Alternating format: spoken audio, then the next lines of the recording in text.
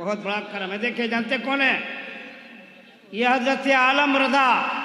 बड़ी मेहनत, बहुत मशक्क़त, बहुत तकदो, बहुत जाफेसानी, बहुत परेशानी के बाद इस जल तक में हद तक पहुंचाया।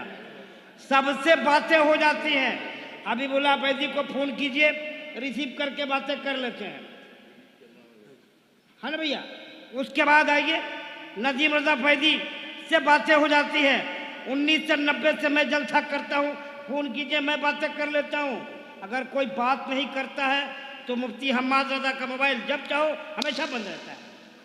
1000 लोग मुझसे कहते हैं, आज यहाँ के लोगों ने कहा कि मुफ्ती हम्माद साहब कान में मत, मैदान में पूछना अंचल साहब आप बात क्यों नहीं करते हो यार?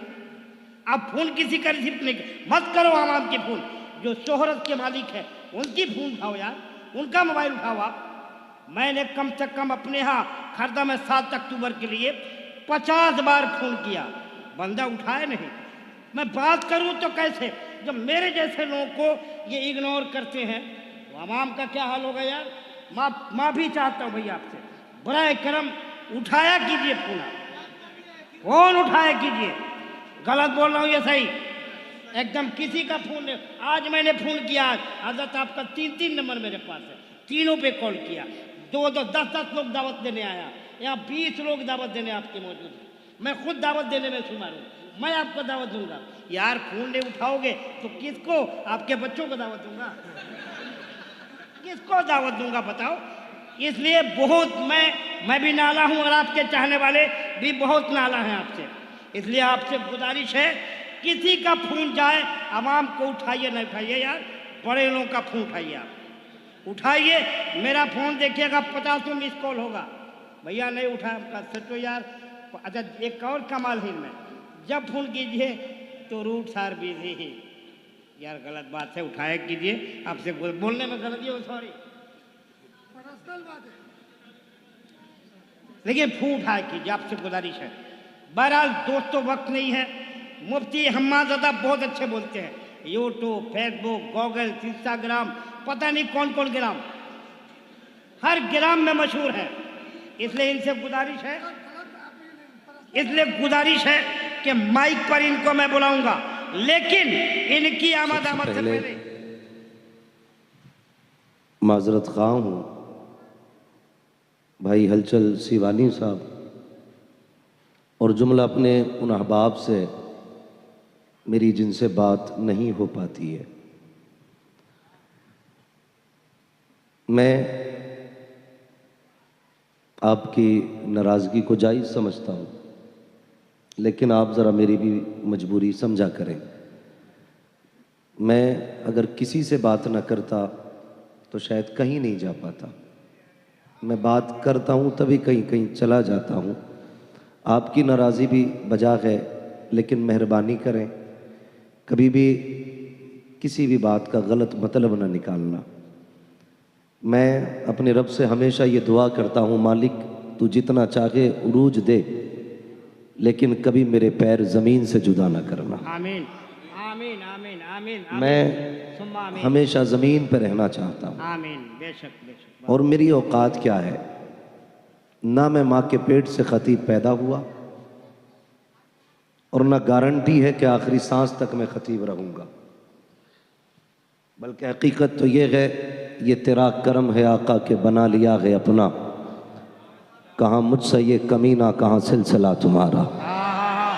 नारे तकबीर, नारे रिसालत, वाह वाह वाह वाह। अपना कुछ भी नहीं है। बहुत अच्छे। हम तो अगर रोटी भी खाते हैं ना तो उसे अपने हाथ की कमाई नहीं समझते। अल्लाह अल्लाह। हम तो एक एक लुकमा भी ये कह के खाते हैं, तेरे टुकड़ों पे पले गैर की ठोकर पे न डाल, झिड़कियां खाएं कहाँ छोड़ के सदका तेरा। हमारे पास बोलो यार, नारे तकबीर, नारे रिसालत, उलमा अहले सुन्नत। सुभान अल्लाह सुभान अल्लाह सुभान अल्लाह सुभान अल्लाह। मुफ्ती हम्माद रजा वाह मुरादाबादी, वाह वाह, नारे तकबीर, बहुत अच्छा, सुभान अल्लाह सुभान अल्लाह। अल्लाह सलामत रखे। भाई मैं दुआ करता हूँ, मालिक उस ज़िंदगी से मौत बेहतर है जिस दिन मिजाज में गुरूर आए। हमें बस मेरी कुछ मजबूरियां रहती हैं। हर बंदा फ़ोन लगा के ये सोचता है इसने मेरा फ़ोन नहीं उठाया। मैं आज ये बात कह रहा हूँ मजबूरी में, हालांकि मेरा वक्त ये तकरीर का था, मुझे इसमें अपनी वक्त बात नहीं करनी थी, लेकिन सिर्फ मैं सफाई कहने का हक तो रखता हूँ ना।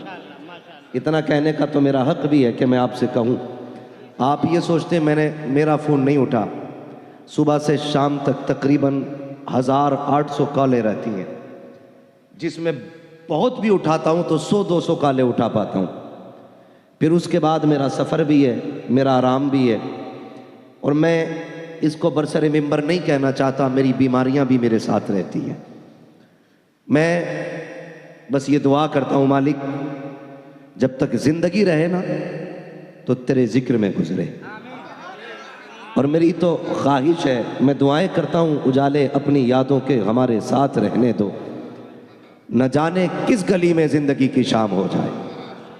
ये मेरे नाना बैठे हुए मिंबर पे, मैं सुबह से इनके घर पे, ये 4-4 घंटे मुझे छोड़ के गए कि तुम सो जाओ, लेकिन ये जब पलट के आए, गवाह है, मैं इनको जागता मिला। इन्होंने ये कहा सोए नहीं, तो मैंने सीधी बात कही, ये फ़ोन पे बात कर रहा था।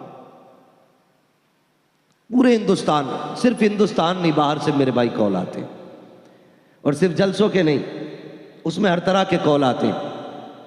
कोई गम के मारे भी फ़ोन करते हैं, कोई मुसीबत ज़दा भी फ़ोन करते हैं, कोई परेशान हाल भी फ़ोन करते हैं। रह गई बहुत बड़े लोगों की बात, तो मैं सबसे छोटा हूँ। मैं जानता हूँ जितनी मेरी उम्र है इतने तो भाई हमारे बड़े भाई सीवानी साहब निज़ामत कर रहे हैं उतने सालों से जलसों में। अल्लाह इनकी उम्र में बेपनाह बरकतें अता फरमाए और इनको उम्र खिज़र अता फरमाए। मुझसे अगर तकलीफ़ पहुँची है तो माजरत खा हूँ। मैं बस इतना आज कहना चाहूँगा, कोई मुझे खैरियत के लिए भी फ़ोन ना किया करे।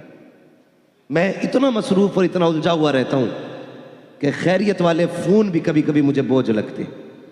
मुझे मेरे रब के हवाले कर दे ज़रूरत के लिए। और तकलीफ़ क्या होती है मैं बता दूँ आज बाबा, तारीफा दे दीजिएगा। हाँ, तारीफ हुआ तो तब दे जब हमारी तारीफ। मैं हलचल भाई बैठे हैं, मैंने कल ये बात कही थी, कहाँ था कल मैं, पुणे में।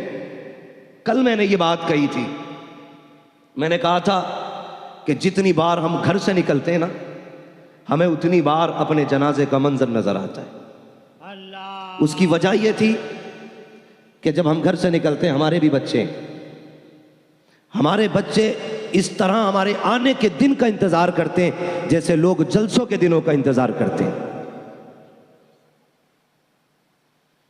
मुझे नहीं लगता मेरी जिंदगी अपनी है भाई आलम साहब। मैं सिर्फ इसलिए जलसे में आया हूं कि हो सकता अल्लाह इन जलसों के सदके मुझे जिंदगी बख्शे। मैं माइक में कह रहा हूं, झूठ नहीं है। मुझसे डॉक्टर ने यह कहा था 90 दिन तुम्हें बिस्तर से नहीं उठना है। ये 6 दिन पहले की बात है, डॉक्टर ने मुझसे कहा था 90 दिन तक नहीं उठना। मैंने कहा मेरे जलसे हैं। उसने कहा फिर मौत की गारंटी नहीं है।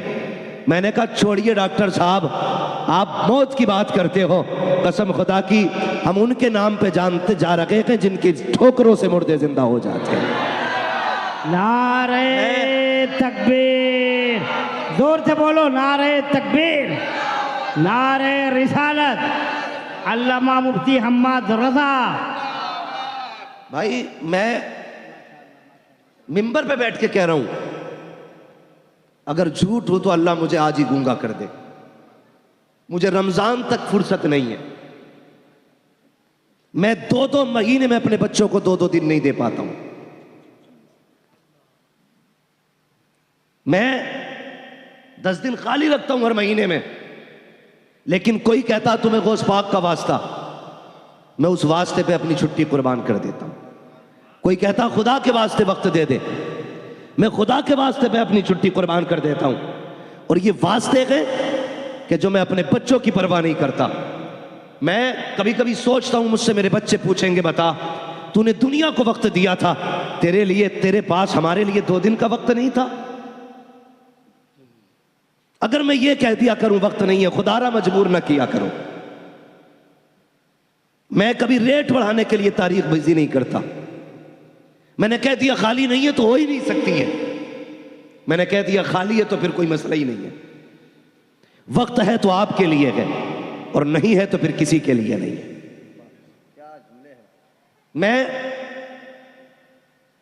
मैं क्यों इतना वक्त में जानता हूं मेरा फ्यूचर मेरे साथ क्या करेगा।